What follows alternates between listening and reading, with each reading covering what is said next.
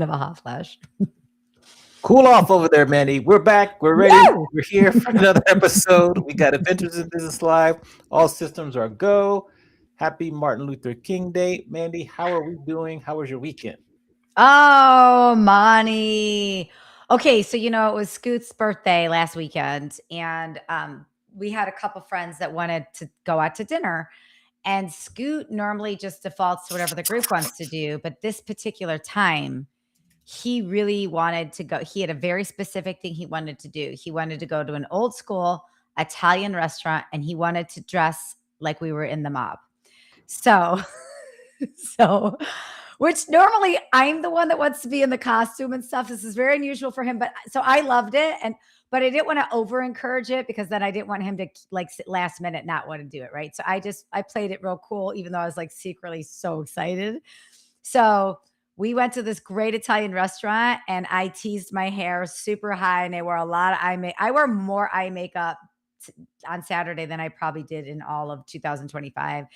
And I wore a leopard print jacket, and then Scoot wore a gold chain. It was amazing. It was super fun. And our friends that were with us understood the assignment as well. So we went to dinner in costume. We had a great Italian meal and it was super fun. So we did a lot of housework and stuff over the weekend and everything, but that to me was the most fun we had over the weekend. Very nice. Sounds good. What about you? What'd you do? This weekend was another chill weekend, I want to say. I worked was it Saturday, Monday, Tuesday, Wednesday of last week. So I kind of chilled and rested because we worked with Amplitude. So that was done Wednesday night. Yes. And then after that, I was kind of preparing for school starts tomorrow. And then I'm also on a nonprofit called Camp Spinoff. So we had a planning meeting because we do this DJ camp for kids over the summer. So we had a planning meeting yesterday. So that pretty much filled up my weekend between rest, preparing. What else did I do? I think that was it. Yeah. That's fun. What is the DJ camp? I don't know if I've asked you about this before. So it's called Camp Spinoff, and it's for a week in the summer. This year is going to be new. It's in Vegas. We haven't had it since 2019. My close friends here, DJ Tina T, she runs it. She's been running it for a long time now, 12 years maybe. And we're bringing it back. So we bring 40 kids between 12 to 17 that want to learn about DJing or music production to an away camp. Awesome. And we have guest speakers, and it's like camp. And they're counselors. You stay in a cabin, all the things. Oh my God, what a cool kid. Can any kid go? How is this a specific I'll kid? application. There's applications you can pay. There's scholarships. Now what we're doing on the back end is we're having an adult camp for 2 days afterwards too. That's me.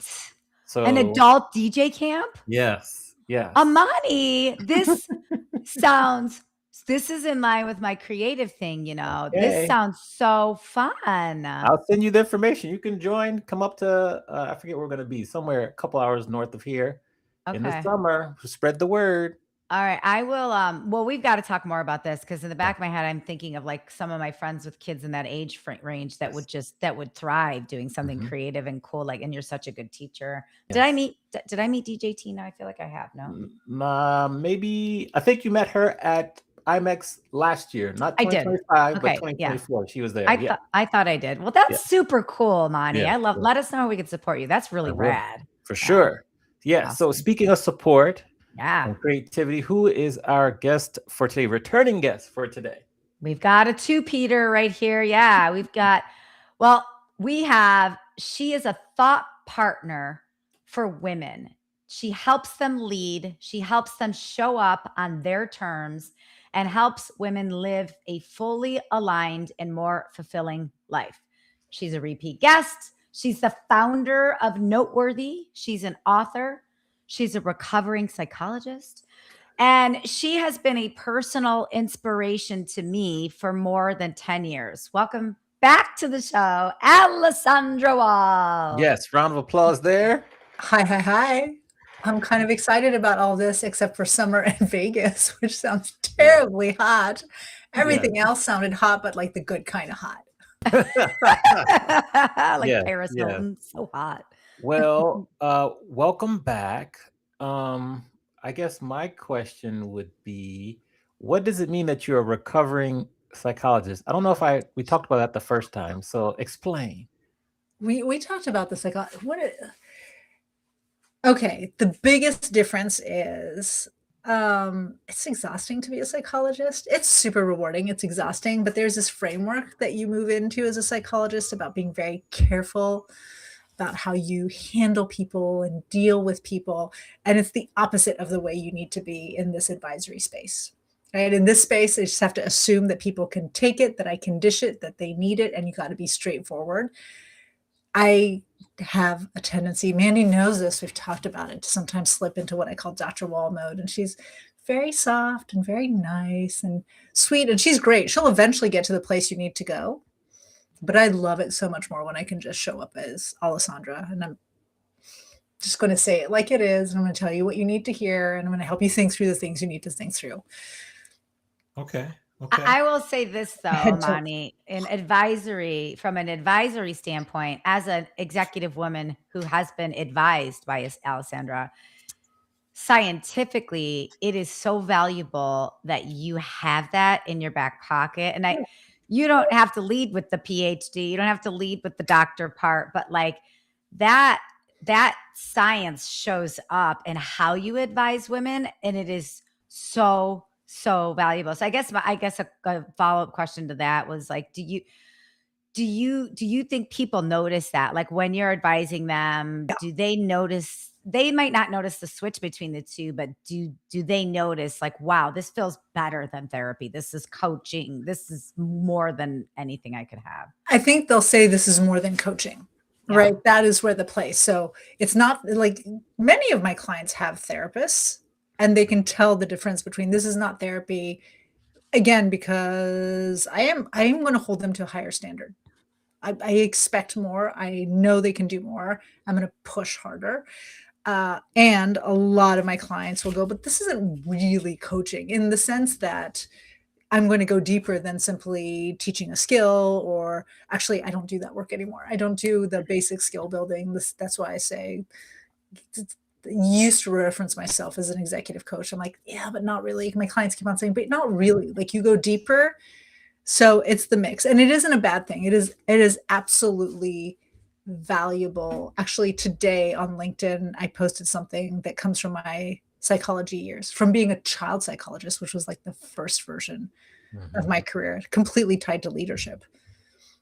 But the insight comes from working with parents who were at their wits' ends with their kids, and like, a kid doesn't listen to me. I can't be yelling at them all the time. For those of us who grew up in families with corporal punishment, there is that point where your parent goes to like slap you or grab you, and you grab back, and all that authority suddenly disappears. And then you realize that when they told you couldn't go out to do things, or they were going to like lock you out, they're not going to do that. They're not a good parent. They're not actually going to do those things. And all of that comes from starting off as a child psychologist. Mm-hmm. So I do have to tell you, thank you. When I wrote my book and released the second book, you sent me a couple notes of just like congratulations and everything. And so I just want to say thank you because not many people did that. So I appreciate that. Really? Yeah, it wasn't expected, but I remember that you sent me a couple notes. So I really appreciate that. And I'm curious for you with your clients, I want to ask about like how do you keep and help them stay motivated after, say, for example, for me, like you have such a big year. So you have these highest of highs, and you might have some lows, but what do you do to help them kind of continue to move forward and continue to excel after they've had like a really big year? Some of it's selection bias, I'll be really honest, because at this point, and you would fall within that, Amani. So I don't want you to think you're outside of that. But I work with people who are driven by the desire to make an impact. And that can be in 1,000 different ways. So maybe you spend Mandy and I have a friend in common, Danielle Baldwin, who just wrote a book. And last year, Danielle was MIA. Like we just didn't see her. Yeah. She was engulfed in this book and now it's out. And sometimes you can immerse yourself in something and it's your pinnacle, it's your summit that you're reaching. You get to the top of the summit. It's okay to rest for a minute. Mhm.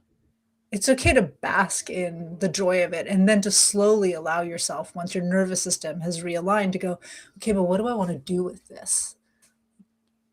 Like if you're impact driven, every step you take adds on to another step. And it might be a step in the same direction, or you might suddenly start to pivot, or you might, I don't know, sashay instead of just take normal steps, but it's still in a movement of directions. With a lot of my clients, it's that question. It's like, what now? Like, what does this build to?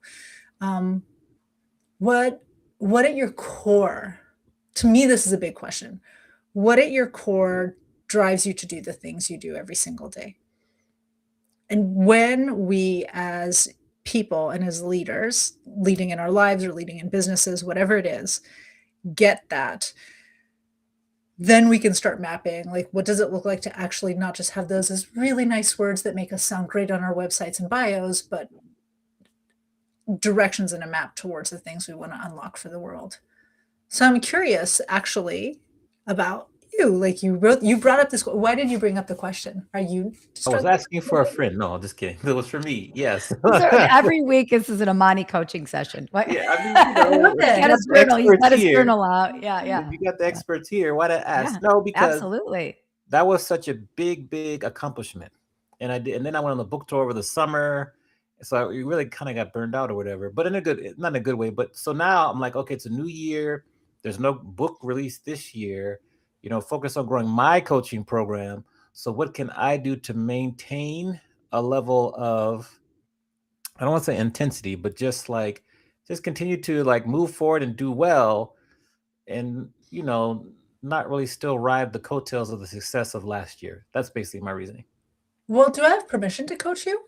You absolutely do. Okay. So Mandy knows my coaching is mostly just asking questions. What was the purpose of writing the book? So the purpose of writing the book is it was my thesis in grad school, and I wanted to get the story out there and further establish myself as a thought leader in the music space. To what end? Now, when you say to what end, Well, I'm like, listen, I wrote a thesis, and you know what happened when I graduated? I did not give a about publishing it, which got me, by the way, second or third author on the work I did, because I wasn't interested in publishing it. I didn't care to put it out into the world. My thesis was a stepping stone to practicing as a therapist and to making a difference at the time in the lives of children and parents and families. It's the only reason, but it had a very specific purpose. You wanted to broaden your thought leadership and your visibility in the space so that ... fill in the blank, so that what? So that I can get a better and a more prominent professor position. I can acquire more music coaching clients and just become even more sought after for interviews and expertise in the space. Okay, to bear with me. This is going to be frustrating. To what end? Why? Why do you want to teach people? Why do you want to work with more clients on music coaching? Why do you want people to recognize your expertise? What are you going to do with all of that? What do you want to change in the world with all of that? Well, I would love why I teach, why I like teaching people, why I work with my music clients, is I would love to close the knowledge gap between the musicians out there and the actual music business, because there's a huge gap. And so I want to do my part to close the gap person by person. And what will happen when that gap is closed? They will earn more money. They will keep their IP. They will have less disputes. They will be able to create a legacy for their families and generations to come. Okay. And if that's true, then what's that going to change in the world? I think more creatives will have more hope. They will be able to have more comfort in terms of going and pursuing their music, because a lot of people look at the music industry and they're very wary. But if I give them a roadmap to say this is how you can protect yourself and earn money and still complete ownership of your work, then they would be less wary and they'd go for it. Do you think that if talented people don't go into music or into show business, and in this, I'm going to expand it a little bit, like, that anybody else but them suffers from it? Yeah, I think so. I think because then their art is not shared with the world because they're too scared to go for it. Okay, so we lose some art. Why does that matter? We need all the art, especially in this day and time. We need as much art as possible. Okay, I don't often ask why it is not, but I'm gonna why. I want to, if we're in a room, I want to go, come on, Amani, you're staying surface. You know you're staying surface and giving these answers. Why does it matter? Why do we need to hear the artist? Why do they need to feel empowered to share it out? What's going to happen if we don't get that art? You're going to have us all listening to AI music with no soul and no feel. So? That's a problem. We need music with feeling and soul. Why? What does it do for us as humans? Come on, I know you have a thesis around this. It inspires us. It motivates us. It just strikes people down to their core and creates memories and experiences. So that's the thing. Like, when you're thinking about why you want to get motivated, it's not around building your coaching business or getting a better teaching gig or building visibility. Right? What I'm hearing, if we weren't on a show where I can't like spend the whole hour just poking. Sorry, man. I love this. Just so you know, if you're working with me, I would totally let you stew in this for a long time. You'd be like, I hate you so much, Alessandra, and I know that I've done my job well. But correct me if I'm wrong. What I'm hearing you say is there are a lot of people who have something to put out into the world that can inspire and motivate and keep people hopeful and moving. And some of those people will never bring that inspiration to a wider audience because everything just feels too difficult, too convoluted, or they move into that space and they produce, but they get nothing in return other than the pleasure of creating their own art. And so they're like, fuck it, I'm out. God, I hope I can cuss. Earmuffs. Yes, you can. I love it. Right. And this is a big motivation for me with leadership. Like, a lot of really great leaders, especially women in leadership, they work their asses off to get all the way to the top, and they get there. And what they thought they could achieve, the impact more than anything else, the change they thought that they could make into the world, it's still not within their grasp. They're like, fuck it, I'm out. And a lot of the work I want to do is to make sure that that doesn't happen. So I'm hearing you and I'm like, listen, my goal is not just to make it easier for people to break into this business. I make it easier for people to break into this business because they're going to inspire. And you said, listen, especially now, I'm with you on the especially now. I really am. We need people who are going to galvanize us, who are going to bring us together around beauty, around common interests, even if we come from different spaces, around a shared positive physical experience. Whether it's the lyrics of a song or the melody of a tune or the vibration that you feel in your body when you're around the right kind of beat, right? And all those things. So my question, if that is your ultimate goal, first of all, is that your ultimate goal? Like, I'm getting excited talking about it because it speaks to me, but I don't know if it's your thing. That's you're on the right path. I would say yes. Part of it is keeping that in mind, because I don't know about you, but I'm always trying to build my business.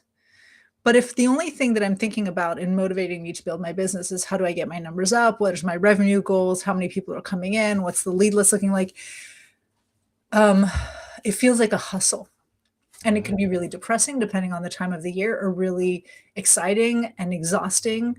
But if I'm like, I know that every day I get up, as cheesy as it might sound, ultimately, because I want to connect with people, leaders who are going to change the world. And I want to support them in doing that. I don't want them to lose steam. I don't want them to leave. I want them to make decisions that are good for them, good for their businesses, good for the community, good for the world. That's the thing that motivates me to go, okay, well, what do I need to do to make that happen? What's the goal for this month, this moment, this year? How am I going to do this thing that I really don't want to do, that I think is so boring? As I motivate myself by connecting it to the larger goal. Well, hey, this is the step that I need to get to this other place that's going to get me there. So let's say you could achieve one thing this year where you're like, okay, I did this thing. It's awesome. And it totally ties into making sure that more talented artists get the visibility they need, because that's better for us. It's not just for them. And it's not just for my bank account and my coaching. It's like for us as a, what would the goal be? What's the one thing that you're like, oh, if I could just do this? Initially, what comes to my mind is to turn my book into a trivia game. That's just that's what comes to mind, just because I think that can reach even more people and just help in the long run. I'm trying to think of what would be like more business focused, but that's what's coming to mind now. It doesn't need to be business focused. I'm sorry, Mandy. I just want to say it doesn't need to be business focused, because what you're saying is I created visibility and some amplitude, right, with writing the book. And I did the book tour, and it's great. I put but that, I mean, unless you continue to build that visibility, the book is just going to be another book on somebody's shelf in the background. And the idea, the inspiration, the impact, it's gone. And Amani, this is the third time in the last hour and 40 minutes you and I have been together that you have talked about this trivia game. Yeah. So this might be more important than you even know too, right? I don't know. I'm making an observation of like what I've heard you say, trivia, which I'd play your trivia game. So it's fun. Okay. I mean, for the listeners listening, I always like coming back. They have a podcast, which we haven't launched, but lots of recorded episodes. And I'm always bringing it back to, hey, because here's for you who are listening. The thing is, you did what all of us do. It's the beginning of the year. What are my revenue goals? What are my business goals? What I need to do, right? My SWOT, all of those things. But like, what you forgot is why you're doing it, what you're doing. And once you remember it, you're like, oh, I need more visibility. I need more people to get this. I need more people on board. Then the goal becomes really clear for this year. It's like, oh, the book wasn't the visibility. The book was the platform upon which to start building or to articulate, because it's a thesis, right? I started articulating the big idea. And the book was one dissemination of that big idea. And then the book tour was another dissemination of that big idea. But I'm not done sharing that idea, because everybody doesn't get it, or all the right people don't get it. So what becomes the motivation for this year is I need more people to get it. And that should be, from a business standpoint, a natural then pipeline into your business. Because the more people understand what it is you do, why you do it, and who it's for, not because you have a sales script or an email, like a funnel, but because you are sharing your truth and the impact that that truth makes, well, the more the right people are going to come to you for help, the more your thought process becomes clear. So as a professor, and as you position yourself into the university system, people are like, well, we want him because he's got something of value to say, and he stands by it, and he articulates it in such a compelling and clear way for everyone. Like, everything derives from that. I want to build on this because you just said something that reminds me of something else you talk about, and that's authority. So when you're working with people, when you're working with executives, you're working with women, whoever it is you're working with, the money, whoever it is you're working with, two-part question. How do you help someone build their authority? And then the second part of this is, how do you help someone restore their authority? Because it happens, right? We build ourselves up, we get bored, we get burnt out, or we just mentally quit. So, like, how do you help someone build their authority? How do you help someone restore their authority? The answer is probably the same for both. And honestly, for me, it all starts with this. I could teach anybody 10 different things you can do to walk into a room and have more executive presence. Actually, I wouldn't teach it to you. I'd send you to read Vanessa Van Edwards' book, Cues. And she's got 99 awesome cues for, right? Excellent book. Excellent resource. We can, if you want to share it, you should totally share it. It's amazing. I can teach somebody that. I can teach them how to speak with conviction, how to slow down the pace of their speech, how to do the things, how to write.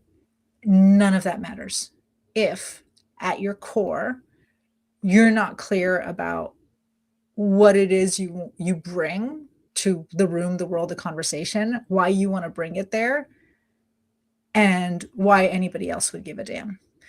So if I'm going to help somebody build their authority, first of all, I won't work with anybody. There are plenty of people who want to build a kind of authority that I'm not interested in helping them develop. But my question becomes the same questions I asked Imani. I'm like, to what end? Why? What matters? Where, when you have this authority, what is it that you're going to be able to build or do differently? Because when you can tap into that, when I understand it, first of all, I'm going to use all the psychology skills I have because I'm going to know how to influence you. And I'm going to also know how to push you into places that make you really uncomfortable. Behaving and showing up in different ways, owning what you have to say, recognizing when your authority is starting to look a little bit like fear mongering. So versus actually just like owning who you are and walking into a room and being very calm. Authority doesn't have to be loud. It's not a title. It's really walking into a space and going, I know who I am. I know what I can do. I know what I want. And I give myself permission to work towards those things. So when we're working with somebody, I have a new client who's going to come on and she gets to lead this really important project. She does not look like a leader. She does not sound like a leader. It does not matter if she is the topmost expert in her field. She's not going to be able to get these very disparate teams to listen to her and do the things they don't want to do and collaborate. So for her, I'm not going to just teach her the tricks of authority. I need to teach her why it matters. I need to understand why getting this project to the finish line is really important and center her in that. And then I can poke at her at all the time she's eroding her language, at all the time she shows up on Zoom and looks like she just rolled in, which those things matter because we're visual animals. So how we look, how we sound, all like the brain processes that. But I don't want her to pretend anything. I need her to feel it. It's like Imani's music, right? I need them to feel why it matters. I need them to feel that confidence. The same thing for repairing. When somebody's been at the top and for one reason or another, that authority's been eroded because they're in a new space, because they've lost confidence, because they've burnt themselves out, because they were in a toxic environment and they have a boss that just ate away at them, or a CEO who just destroyed, or a client sometimes, right? For those of us who own our own business, sometimes you have that one client who's just like, whoa, whoa, whoa, whoa, whoa. It's going back and going, what do you know to be true about you? What do you know to be true about what you want to do and what you can do? And how do we use that as a starting point for everything? Conversations, the way you talk, the goals you set, the risks you accept, the discomfort you stand in. That's so good. Why do you think that people, when they're in certain situations that are uncomfortable, they choose other methods of getting through that, whether it be pills or other vices, instead of just sitting in the discomfort, which is where the growth happens? We're biologically hardwired to avoid discomfort. I mean, that we are biologically hardwired to avoid discomfort. All of us know that if you put your hand on a hot stove, you will reflexively pull it off. Why? Because you get a pain signal, which is discomfort, that tells you this is dangerous for you. Stay here long enough, you're going to destroy cells, you're going to hurt yourself. So our brains are hardwired to try to avoid things that make us uncomfortable, because for millennia, discomfort was a sign of true danger. The problem is discomfort isn't a sign of danger. I don't spend very much time on Instagram. Like, I don't even go on it every single day. And I went down a rabbit hole of political threads on Instagram this weekend. And two things happened. One is I got into disaster preparedness for my family. And then the other thing that happened is I could feel like anytime my phone was near me, this like pull to check the same 15 or 20 reels that were replaying 1,000 times. What would compel me to open that if I know logically I'm not going to hear anything I didn't hear? Or I can go check my news app and see if the news is coming. I don't need to check Instagram. It's the discomfort. And my brain is going, could I get a little bit more dopamine? Like just a little dopamine on it. Right? So if you're lucky, you understand that. I would say my training has really helped with that, talking about training.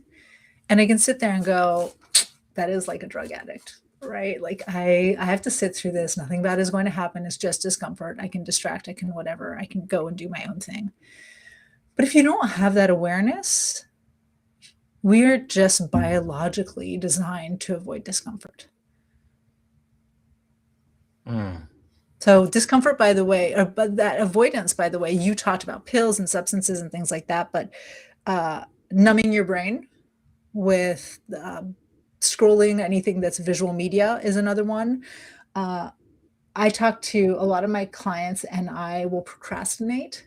So we'll work on important tasks, but not the things we need to work on. As we can feel good, but that's a form of avoidance. I know that when it comes to authority, sometimes things feel really uncomfortable. And so you will default back to previous ways of behaving that worked for you. So I had the privilege of working with Mandy last year, and we did this exercise. It was an obituary to sides of ourselves, sides of our personalities that no longer work for us. Mandy could share whatever she shared. I wrote an obituary. I wrote a farewell letter as though it were an obituary to Dr. Wall. And she is this side of me who, when I'm in a situation where I feel like the stakes are high and I really want to like bring somebody's attention, I want them to stick with me or stay with me, I'll get into this like super nice, super friendly, hey, how are you? Like, let's talk about it. This is great. Which is fine. It's a natural tendency of mine, but it's actually does not serve my goals, my clients' goals, or me in general to default to that. But I do it because I'm in this situation where I'm like, maybe I'm a little scared, or I'm a little lack confidence. And so it might not be a screen, it might not be substances, it might not be some candy or some Cheetos, but I'm going to turn towards a behavior that I know I can get into and get warmth from people, and my discomfort goes away immediately because they'll love me. But loving me is maybe not what I need from them at that time. So shout out Gary Ware. He says you are amazing, Alessandra. Thanks, Gary. Yes. So Gary's here. What are some other activities that you like to work with in addition to the obituary, which I find fascinating? I love that obituary activity. I forgot about it, so you just said it. I just was trying to pull mine up. That was such a powerful activity. I mean, it was really powerful, actually. Yeah. What are some other activities similar to that you like to share with your clients to help them? I like so much of the work I do isn't formulaic anymore, right? There was a time where I would be like, here's this system and here are these steps. I have a huge library of tools. And it's not that I don't use those with my clients, where I don't point them towards certain tools. I have a tool I think we've shared on here before about the art of nothing on that first episode about calming down. I remember, Imani, you reaching back out to me and saying, I've been practicing this. So there are all these tools. To me, it's about asking the questions people don't think to ask. Like, I like coming onto calls thinking about the questions I've been asked by my coach, or the questions I wish I'd been asked, or things that come up, and starting people out by asking them something they don't expect to make them think differently. that becomes so powerful. A lot of my more recent clients have come in and said that even starting off, the reason they chose to sign up was because in conversations, I would make them think in ways that nobody else had made them think. And as far as I'm concerned, I'm just like a kid with ADD who has lots of questions and wants to understand a lot of things. But clearly my brain works differently, and that works for people. Yeah. If you give me a second, if I have it somewhere here, I keep a list of questions that come to mind. Oh, So for your readers, what are some questions that are coming up that I have for people? And Mandy, you might have been asked some of these, but one is like, what's it like to be you right now? Right, that's a big one.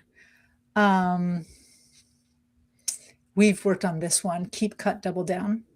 What's something you need to keep? What's something you want to cut? What's something you want to double down on, which is different than keeping? What's the one conversation you're avoiding that if you had it would change everything? And those are only a few that I wrote recently, but I literally have my bullet journal from last year. I have a whole series of questions for my elite executive group, which is the group I do most of these kind of questions with. And I just keep a log of things. I'm like, oh, this question I have. You should be thinking. Interesting. I have a question about a question you asked last year, because I found it to be a stumper, and it's something I think about a lot, and I appreciated the ability to continue to mull on it, right? It's like one of those that you're continuing to choose. So last year you asked a question that said, where are you at with your agency and how are you owning it? So I want to ask you, how do you define agency? Because when you did this, I'm like, I know that word, but like it took me a while to get my head around what agency was in that context and what does that mean to me. So I guess for you, how do you define the word agency and how can people better understand the power of their own agency? Agency for me is the power to take action and through action to define your life, the quality of your life, the quality of your experience. So one thing all of us have in common is that none of us have control over every aspect of our lives. I mean, we're all born in different families, we have different assets and liabilities that come from how we were born, where we were born, what's happening, their economic forces, their political forces. Mandy and I are perimenopausal women, and San Diego's trying to make us believe that it's summer, so like we can't control how hot or how cold we are, but we have a lot of control over the decisions we make and the actions we take. And what I find, and it might tie back to what Amani was talking about earlier, there are a lot of people who abdicate agency. They basically give up the power to take action to make their lives differently. There's so many people out there who collect insight. They love consuming information, and they do nothing with the insights that they derive from consuming that information. I find that so wasteful, and I have no tolerance for that. Like, I now in my business actually have a few people I need to contact about that to say, I guess we can't work together. Like, I have no tolerance for people who are not going to take action. I'm okay with people being scared. I'm okay with people halting and stopping.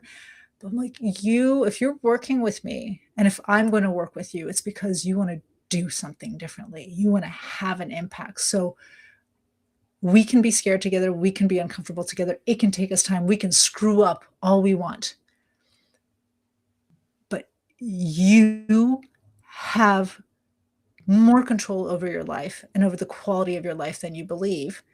It's not all the things, but if you're not taking the right actions, if you're not making the right decisions, if you're not doing something with it, you've abdicated that. And then you just become a victim, or you become reactive to life. It feels like such a waste to me. I'll stop, but it makes me very mad and sad at the same time when I see people who do that. Well, don't stop just yet. Why do you think people just don't take action? It's uncomfortable and scary.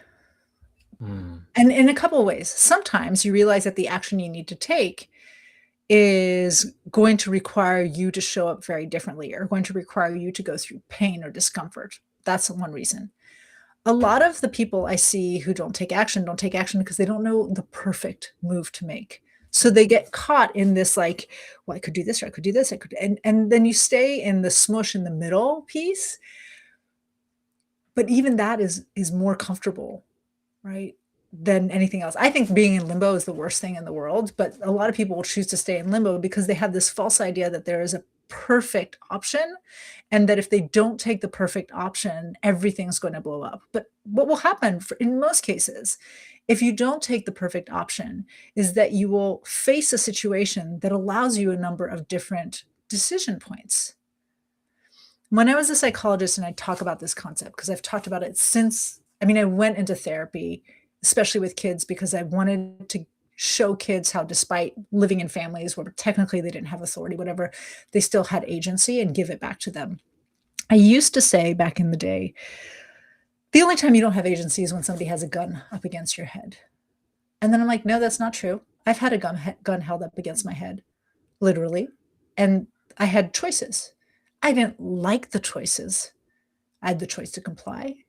I had the choice to fight. Those are my two choices. I chose to comply. But I did have a choice. I just didn't like the choices. So for me, we have choices like that every single day. We have people who are in meetings who hear maybe the CEO of their company just like choose somebody out. And they go, well, I can't because I'm like, you do. You have a choice in that moment. And you're going to make that choice. And maybe the choice is to intervene in the meeting. Maybe the choice is to go talk to somebody later. Maybe the choice is to speak with the CEO privately. Whatever it is, there are 1,000 choices. Do you want to be a bystander to your life, or do you want to direct it?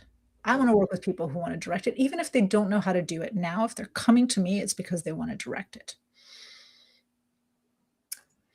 So, sorry.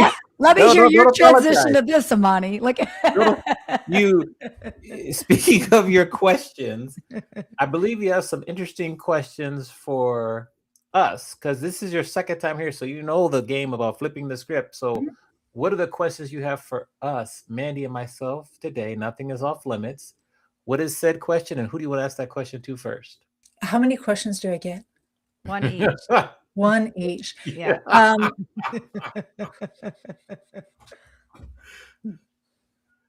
Okay, I'll start with Mandy. I'm going to keep your, I don't know who I want to give this one to first. Okay, I'm throwing this to Amani. Okay. Amani, what is, based on all the conversations we had today, what is the one thing that you're telling yourself you're going to do that you're actually not going to do at the end of this year, and you're going to be really disappointed about it? You can look at that bingo card of yours. It's probably on there somewhere. Mandy, you want to explain to the listeners what the bingo card is? Yes. While Amani looks at his bingo card, Amani and I made bingo cards for our year, and we were telling Alessandra about this in the green room before the show started. And we did a mini episode about our bingo cards, and it's stuff we want to accomplish. Whether mine's the first 6 months, Amani's is for the whole year. And so we had a bingo card chat before we started the show. Amani, did that give you enough time to think about yours? I mean, I'm pretty committed to like all of these. Oh, we're always committed. I'm super committed to all the goals I just spent the last 2 months setting up, and the vision I've set up. Super committed to it. And I can tell you, year after year, if I look at what I told myself I'd do at the beginning of the year, there's always one or two things. Sometimes they carry from one year to another. And they're not things like get healthy and go to the gym 3 times a week. I mean, they're big things that I know really matter. And yet year after year, somehow I let other things get in the way. The only one that might get pushed off is create a new class, like college class, based on my book. Because that one's far down the line. That's probably a stretch, because I need to be properly inspired with a new location to really do that.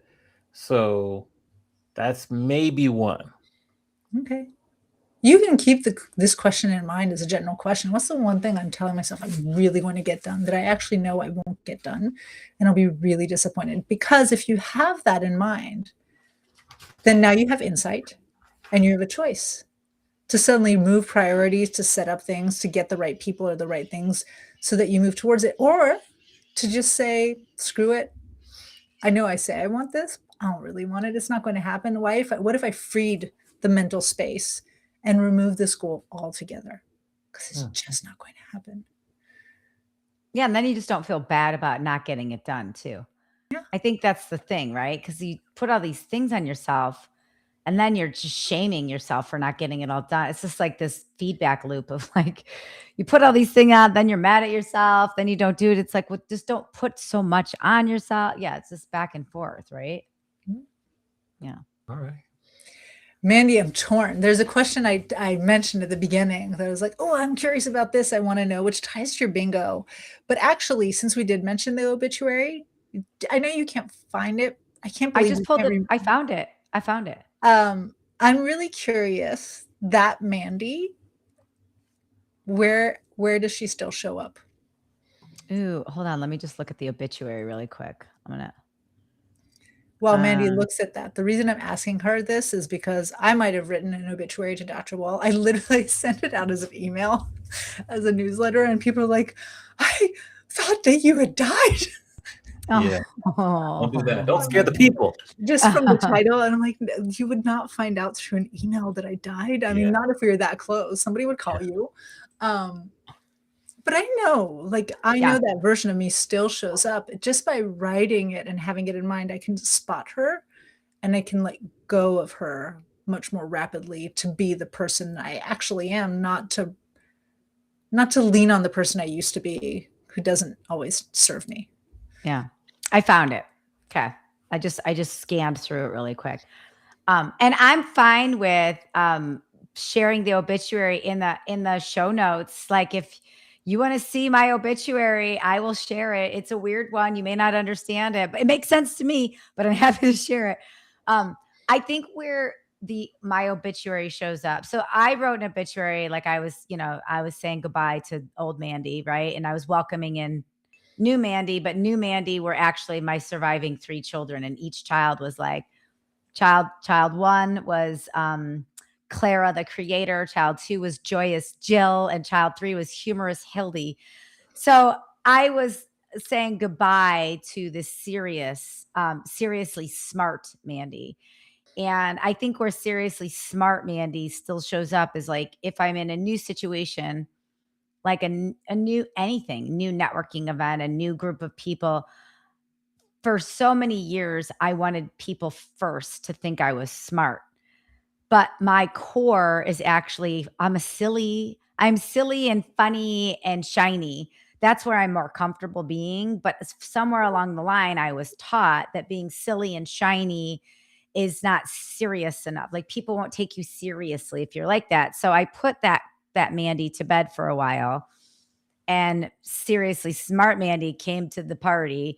And she's still like, I think I've done a pretty decent job, 72% of the time, leading with the humor and the shine and the joy, which is where I'm most comfortable. But seriously, smart Mandy shows up in new situations, whether it's a personal situation or a professional situation. It definitely shows up in new situations with like new clients. But I always know, like, as soon as I hang up a call and it's with the new client, if funny, like the real Mandy doesn't come out, like funny, authentic, like weird, dropping my pen, like my hair in my mouth, something I might do. If that Mandy isn't there, 9 times out of 10, I don't get the business. Yeah. When it's like seriously smart Mandy, like I got it all together, seriously smart Mandy, like she's not authentic. People can feel that, So it's I think it shows up more in new situations than other situations. Yeah, I'm better today than I was last year when I wrote the obituary. I'll say that. Yeah. But like Dr. Wall, right? She shows up in new situations. Proving ourselves. I've got this degree. I've got this. And then also I'm really, and it's good, right? To be able to recognize that and to also have the recognition. I like the word shiny for you, Amani. I don't know if you like when you use that, I'm like, for me, that resonates so much with who you are and with this idea of shiny and creative and joyful because you think of things differently. Anybody who's read your first book, when they look at the way you position the ideas of outreach, the thinking is so creative and fun. It makes aspects of doing business so much easier because we're not posturing. We can be kooky or inventive, or, send a choose your own adventure email or whatever it is, like all of those pieces. And to me, that is a massive differentiator for you. Thank you. I agree. I like the obituary was a good exercise though. So Yeah. Amani, you should do it with your students well, maybe not. I don't know. Well, think it's not a bad do your class exercise. the way you want to do Honestly, your Amani, class. it came to me like on the spot. The level of work I'm doing now really as a thought partner is so much about having a conversation with leaders and giving them like the proverbial sounding board, but beyond that, listening at a different level. So I have all these theories, I have these models in my head, but I don't come into a call going, okay, we're going to do this, and they're here. So I'm listening and really going, okay, there's this thing that's coming up, and I need to get why. Like if you and I had been, I would be like, why? One of the questions I would have asked without a why, but would have been, why are you pushing me away and staying at surface levels when you know this matters more for you? We don't need to get on this in a public call, but it's a really good question to ask you. Like, you've got a heart connection to what you do, but you stayed at that surface level for so long. What is that about? Would be, in a real coaching call, something that you and I would push for, because I know that it's important, because I got frustrated. Not mad at you, just frustrated. I'm like, why won't you give me the answer I'm looking for? Only you have it. I don't have it. Talking to Mandy? Is it talking to You Marty, she's mad at you. I was like, why are you making me work so hard to tell me what you love and and the difference you want to make into the world and why it matters? I'm like, I should not, right? So you asked what other tools, I'm like, back in the day, I could have given you a list of 50. Mandy knows I have a resource library with a ton of them. That's the work we do is way more interesting now. Well, I want to build on that, because you are an instinctual person. And what you're talking about right now is coaching on instinct, right? Yep. And I think so many people in business and in life, we don't rely enough on our gut, on our instincts, which impacts our decision making.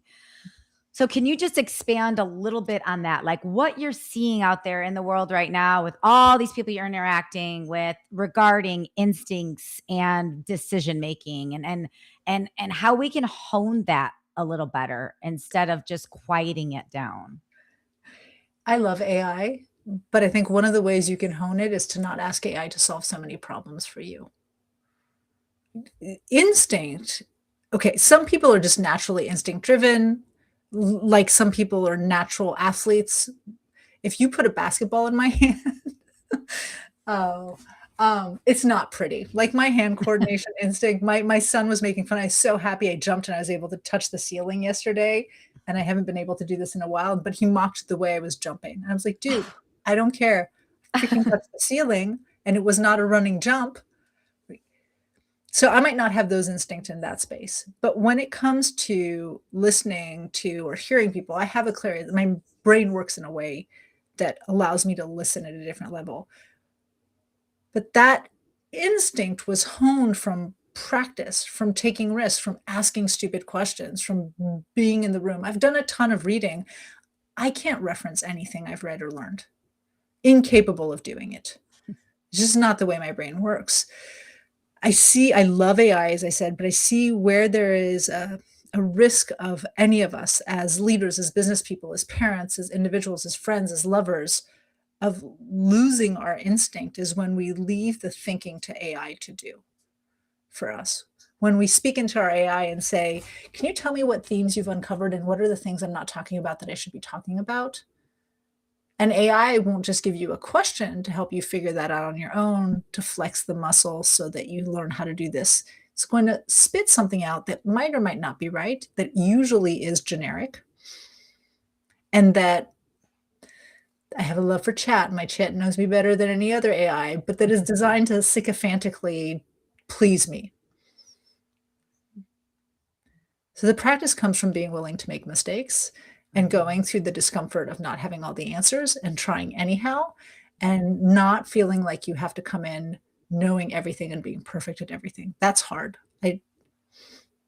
For the listener, I'm so sorry that it's not a simple or easy, here's the 3-step recipe to this. There is none. Interesting. So to close out the show, I would like to get my Jay Shetty on and ask you 2 questions that he always asks many of his guests. I'm giving him credit in front because I love the questions. Are you ready? I am. I wish I'd paid attention to Jay Shetty so I could. Okay. This is easy question. So the first question that he always asks at the end of the show is, what is the best advice you've received or heard?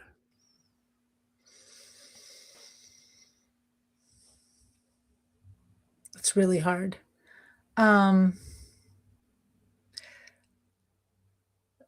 Because they're all generic. All the ones I can think of are super generic. Beyond the best advice that I've seen or heard, it's going to sound silly, but probably to create some structure in my day. So I start my day the same way every day. Not that I meant to on purpose, but I make my bed and it's stupid, but it makes me feel so good to start the day.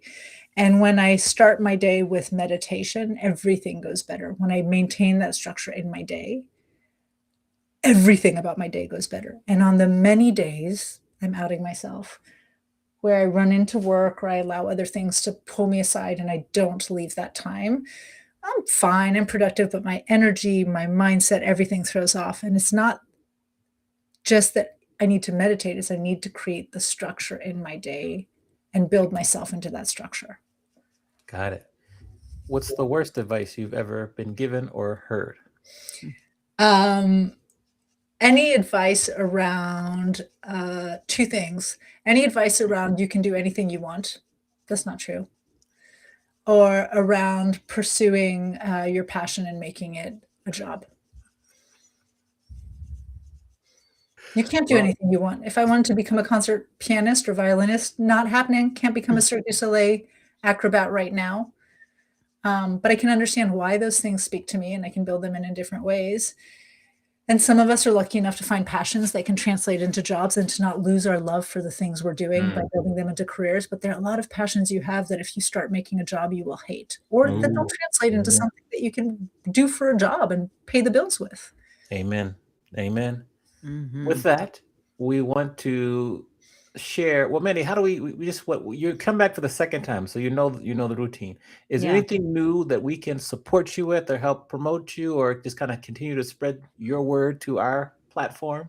How can we lift you up? Help you? You've given us an hour. Well, one, Mandy knows this. I'm always looking for a great speaking event. So if you have an event coming up and you want somebody to come and speak and you want to know what things I talk about, I will say with humility and truth, I'm a great speaker. And I love it. Oh my goodness, I love it. I love interacting. So that would be one thing. And the other thing is,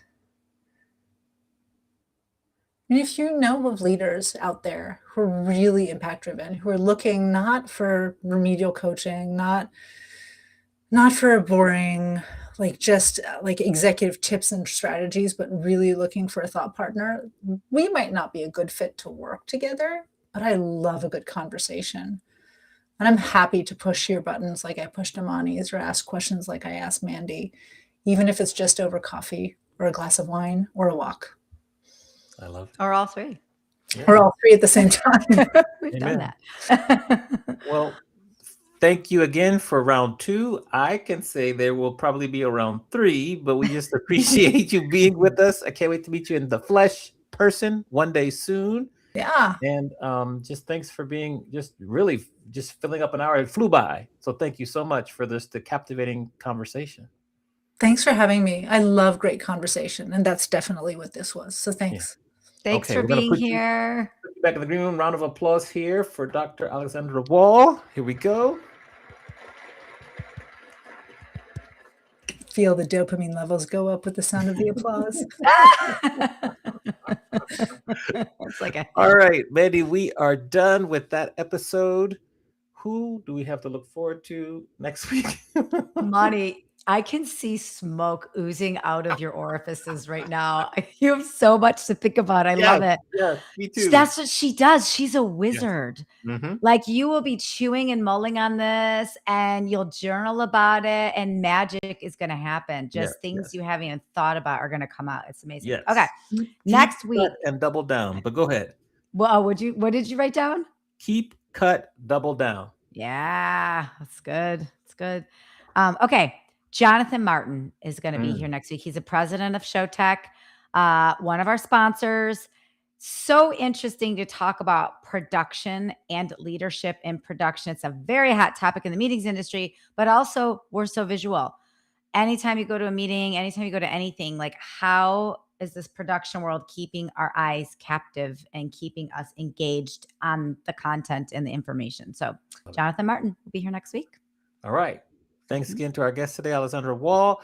Remember to subscribe to our channel on YouTube, leave a rating or review, and share it with a friend. And with that, we will see everyone next week, 1 p.m. on the West Coast, 4 p.m. on the East Coast, for another episode and live edition of Adventures in Business Live. Bye, everybody. Bye, everyone.